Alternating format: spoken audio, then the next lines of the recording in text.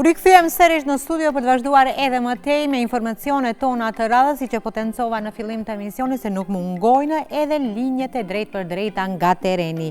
Profesoresha Zehra Hajrullaj Musliu, fituese e çmimit të rjetit të grave për shkencë. Mund të themi lirshëm se është një nga figurat e shuara të arsimit të lartë dhe kërkimit shkencor në fushën e mjekësisë veterinare dhe sigurisë ushqimore në Republikën e Maqedonisë Veriut dhe Mëxhar. Dhe ne sot në linjë të drejt për drejt kemi kolegën tonë Aida Ziberi bashku me profesoreshën Zehra Hajrullaj Musliu. Përshëndetje Aida, dëgjohemi shpresojmë. Po, përshëndetje Rejane për ty, përshëndetje dhe për gjithë shikuesit që janë duke na ndjekur në këto minutat erishme të programit ton, ashtu siç e theksove edhe ti, pra ditë pak më parë në kuadër të aktiviteteve që lidhen me 11 shkurtin, ditën ndërkombëtare të grave dhe vajzave në shkencë, u ndan mirënjohje për gratë që kanë dhënë kontribute veçantë në fushën shkencore. Fituese e këtij edicioni ishte profesoresha Zehra Hajrullaj Musliu në Fakultetin e Mjekësisë Veterinare në Shkup, me një karrierë të gjatë mbi 30 vjeçare në kërkim shkencor, kimin ushqimore dhe sigurinë e ushqimit. Ajo u shpall fituese e çmimit 11 shkurti nga rjeti i grave në shkencë si vlerësim për kontributin e saj në shkencë, edukim dhe në zhvillimin e kapaciteteve laboratorike në vend. E pra, jemi në punën e saj, jemi këtu për ta vlerësuar këtë çmim i cili na bën krenare neve si popull që jetojmë në vendin tonë, si gruaja më e suksesshme në shkencë e këtij viti. Zonja Zehra, përshëndetje dhe faleminderit që na pranuat në ambientin tuaj të punës. Përshëndetje Linda, deshta të përshëndesje dhe të gjithë shiquesit e radio-televizionit të Maqedonisë. Faleminderit për ardhjen e juaj në këtë institucion shkencor dhe faleminderit që ma dhat mundësinë që të tregoj diçka në lidhje me punën time shkencore. Është privilegj për neve që t'ju kemi në programin tonë dhe edhe më privilegj që po e shohim nga afër laboratorin ku ju e kaloni gjysmën e ditës pothuajse. Le të ndalemi te ky çmim që na solli edhe neve drejt vendit tuaj ku punoni këtu. Si e përjetuat dhe cili ishte ai momenti më prekës i asaj dite? Ishte një privilegj i madh për mua ta marr këtë çmim, veçanërisht në ditën ndërkombëtare të grave dhe vajzave në shkencë, që këtë çmim mund ta them që e ndaj me të gjitha gratë dhe vajzat që kanë zgjedhur rrugën e dijes, kërkimit dhe shkencës akademike. Ky çmim nga njëra anë më bën të nderuar shumë, po nga ana tjetër më jep mundësinë edhe përgjegjësinë që t'u hapim rrugën edhe vajzave të reja që kanë zgjedhur këtë rrugë akademike. Mund na flisni pak edhe për ato emocionet e ndarjeve të çmimeve, sepse ju ishit fituese, por kishte edhe shumë mirënjohje dhe çmime të tjera për shumë vajza dhe gra që ishin pjesë e asaj ngjarjeje madhështore e cila organizua nga rjeti i grave në shkencë. Çfarë u tha dhe cilat ishin ato pikat kryesore që mund na vlerësoni dhe mund t'i ndani me shikuesit tanë? Padyshim që ishte një gëzim, vlerësim edhe nder për mua, që u zgjodha në mesin e të gjitha atyre grave, se mund të them që sot dita ditës rritet numri i vajzave dhe grave që janë të inkuaduara në shkencë, në krahasim me vitet e më përparshme, siç i shohim edhe vajzat në të kyçura në institucionet të ndryshme, në universitetet të ndryshme në Republikën e Maqedonisë, që të jem ajo që e fitova këtë çmim 11 shkurtin me thanë, e veçanërisht në ditën ndërkombëtare të vajzave dhe grave në shkencë. A mendon se ky çmim dhe vlerësimet të tilla, edhe si për vajzat dhe gratë tjera që janë nda atë ditë, kanë pasur ndikim të madh dhe mund të shtojnë deri tek motivimi i shumë vajzave dhe grave që të kyçen shkencës, sepse është një fushë ku janë më të rralla gratë të përfshira në vendin tonë realisht. Po, siç e përceka edhe pak më parë, me rritjen e numrit të vajzave dhe grave që janë të kyçura në universitete të ndryshme, jo vetëm në universitete, po edhe në shumë institucione, kërkimore shkencore. Mendoj që ky çmim do të jetë motivim për të gjitha ato vajza dhe gra që kanë zgjedhur rrugën e dijes, kërkimit dhe shkencës dhe zhvillimit të tyre akademik. Po, cilat nga punët apo projektet tuaja mendoni se kanë ndikuar që u bët pjesë e këtij çmimi kaq të madh, të cilën mendoj që rruga ime ka qenë shumë e gjatë. Po, e përmendëm edhe më herët. Po, shumë e gjatë dhe një gjithmonë e lehtë. Por me përkushtimin dhe besimin se shkenca mund të ndryshoj realitete, mund të bëj njerëzimin sa më të mirë dhe shkenca mund të ndikoj edhe në përmirësimin në përgjithësi të jetës njerëzve. Nuk është e lehtë që të kalosh mbi 30 vite në një fushë ku nuk është shumë e popularizuar në vendin tonë, sepse ka stigma të shumta, ka shumë gra që janë tërhequr, ndoshta edhe pasi kanë filluar, ashtu sa kam dëgjuar unë, por që ju nuk jeni dorëzuar tani më e 30 vite. Sa e rëndësishme është kjo punë për juve dhe si ka qenë rruga juaj deri në këto momente kur tani më jeni vlerësuar edhe publikisht nga persona kompetent? Si që ceka edhe pak më parë, rruga ime akademike ka qenë shumë e gjatë, rreth 30 vite.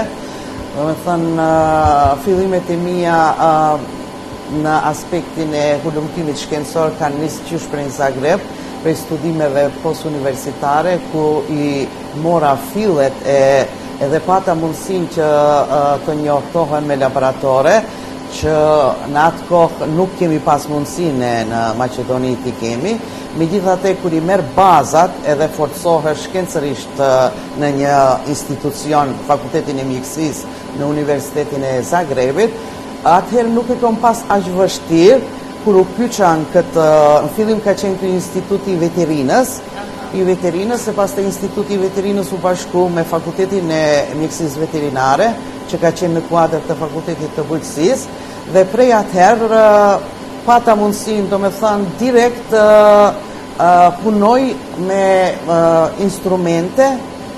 instrumente analitike, që jo vetëm që japin mundësin e rezultateve analitike, rutinore, shkencore, por edhe bazat e shkencës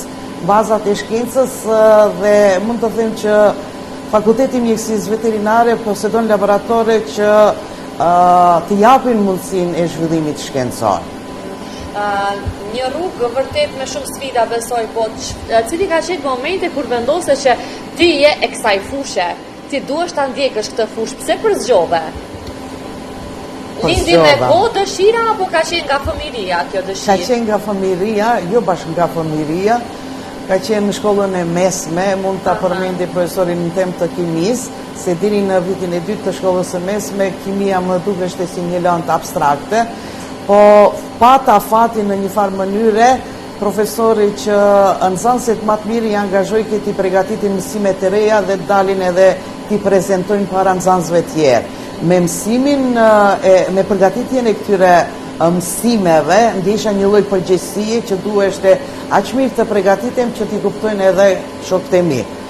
Kështu që prej aty më lindi ideja dhe mu duk shumë interesant lënda e kimisë dhe normal që vazhdova edhe studimet diplomike në Universitetin e Prishtinës, ku diplomova në moshën e re 21 vjeçare, pasi edhe fillova shkollën në moshë shumë të vogël 5 vjeçare, edhe prej aty normal që me njëherë pa humbur kohë regjistrova studimet post-universitare në Universitetin e Zagrebit.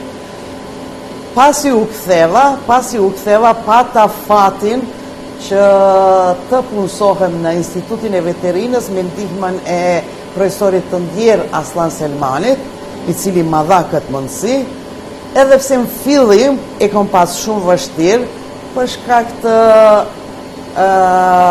ndryshimeve, mund të them etnike, për shkak se isha e vetmja shqiptare, mund të them jo vetëm femër, por edhe për burrat ka qenë e njëjtë, nuk ka pasur, do me thënë, shqiptar të kyçur në këto institucione. Pasi u kyça, në fillim, 2 muaj kam pas vështirësi, ndoshta ajo barjera ka qenë që kjo shqiptare, do me thënë më shumë, si shqiptane kemi shku deri në angazhimin në shkollat të mesme, jo ma tepër, ma lartë. Megjithatte me kyçjen time në bisedime e sipër e panë që me të vërtet vlej në një farë mënyre dhe pata fatin në atë kohë edhe shefin tim të ndjerë që pati shumë besim të une dhe ma mundësoj regjistrimin e doktoraturës. Me njerë pasi erdha, unë 96-ën e jam e punësuar këtu, do me dhënë të shqipoj 30 vite, që në vitin 2001, bashkë në kohën kur ka qenë kriza më e madhe, unë e mbrojta temën e doktoraturës, këtu në Fakultetin e Mjekësisë Veterinare, dhe pastaj normal që pas asaj vijun edhe zgjidhjet e mia në njëherë si bashkëpunëtore shkencore, pastaj docente, dhe në fund, do me thënë, në vitin 2015 u zgjodha profesoresh e rregull. Në të njëjtën kohë kam pas mundësinë të jem udhëheqëse laboratori, që sot e kësaj dite jam. Në fillim laboratori nuk ka qenë aq i kompletuar, po me angazhimin tim me projekte të ndryshme, si nacionale, ashtu edhe ndërkombëtare, arrita që t'i siguroj institucionit instrumente, do me thënë, që janë shumë bashkëkohore dhe që nuk ekzistojnë ende në rajon, instrumente që për një afat të shkurt kohor japin mundësinë e identifikimit të mbetjeve të ndryshme, shembull hormoneve, antibiotikëve, pesticideve, mikotoksineve në shumë produkte ushqimore edhe produktet kështu të papërpunuara. Këto janë instrumente me një kosto shumë të lartë, besoj, apo jo? Dhe ju keni arritur që nëpërmjet projekteve të siguroni për fakultetin që tani. Po lirisht mund të them rreth gjysmë milioni euro i kam siguruar fakultetit. Siç e shihni edhe vetë ky laborator, do me thonë, i ngjan një laboratori evropian. Padyshim, sa është e rëndësishme kjo punë për sigurinë ushqimore, ky laborator që ju është shumë i rëndësishëm. Shumë është i rëndësishëm pasi që ne nuk dim se çka konsumojmë për produkteve ushqimore në treg dhe padyshim që çdo produkt ushqimor para se të lëshohet në treg duhet të kontrollohet si në aspektin mikrobiologjik, në aspektin e kualitetit të ushqimit.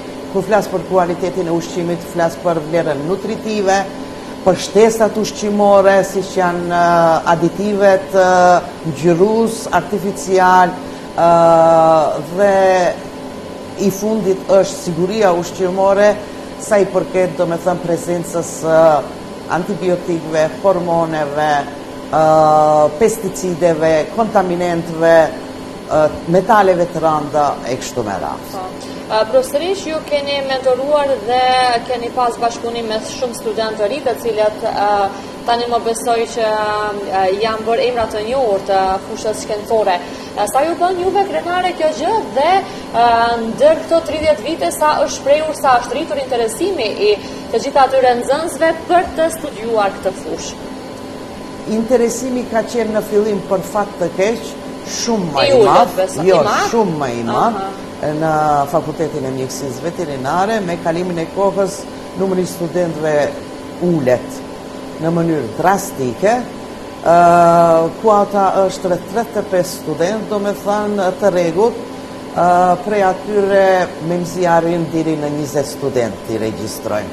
Dhe prej atyre 20 studentëve, lirisht mund të them, rreth 10 vijnë të studiojnë, ndërsa tjerët vijnë veç me kalu kohën, e që për fat të keq me mbarimin e semestrit të parë veç ato largohen.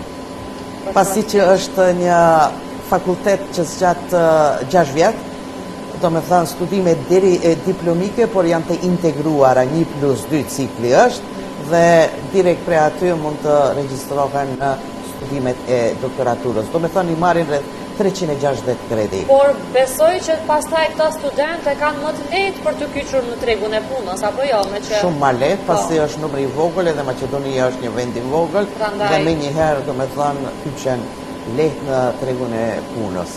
Përveç studimeve deri diplomike, ne kemi edhe studimet master të specializimit për siguri dhe cilësi të ushqimit, si dhe studimet e doktoraturës sa i përket cilësisë dhe sigurisë së ushqimit. Kam pasur shumë student nga Universiteti i Tetovës dhe nga Prishtina që kanë doktoruar këtu, sot që janë kolegë të mia, do me thënë docente dhe profesor inordinar apo ordinar.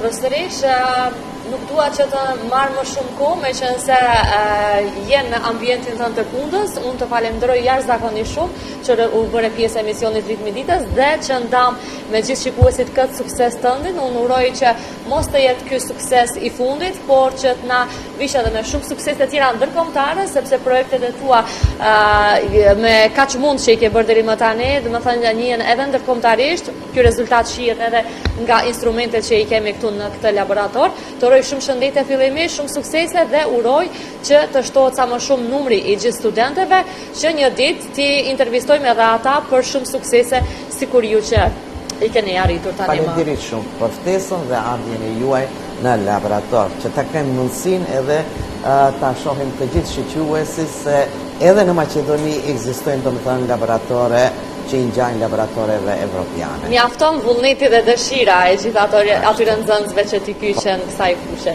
Shumë faleminderit, ishte shumë kënaqësi.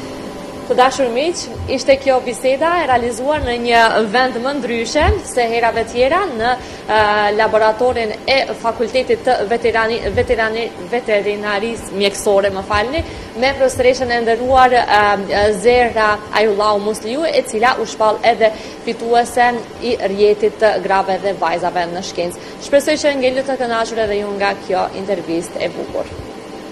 Faleminderit shumë Aida, si dhe profesoreshën Zehra Ajrullahu Musliu që ndau kohë për emisionin tonë Ritmi i Ditës.